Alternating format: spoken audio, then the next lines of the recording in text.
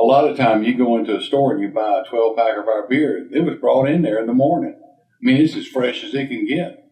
It's the same sort of thing. I mean, it's anti-entrepreneurial, it's anti-capitalist. It's really, it's totally unfair.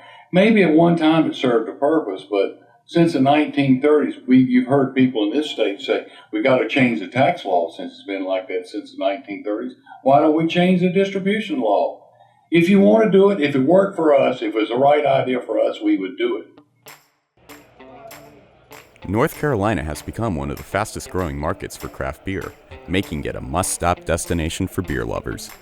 Well, we just got in at like 7 in the morning. Family originally is a wedding, and so while we're here, we're obviously going to check out the breweries.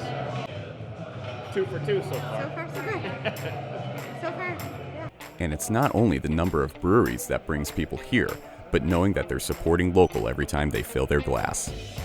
This is the first one. We just got here last night, like late last night, so just the fact that it's on a smaller scale and that a lot of times they pull from the local community, in terms of the ingredients that go into it. I think that's really cool. Just knowing where it all came from, and you get the personal touch of just talking to the brewer, that type of thing.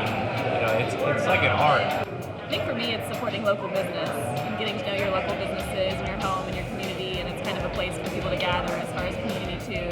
So I think it's kind of supporting that lifestyle and those businesses. However, with the growing market, distribution laws are failing to keep up.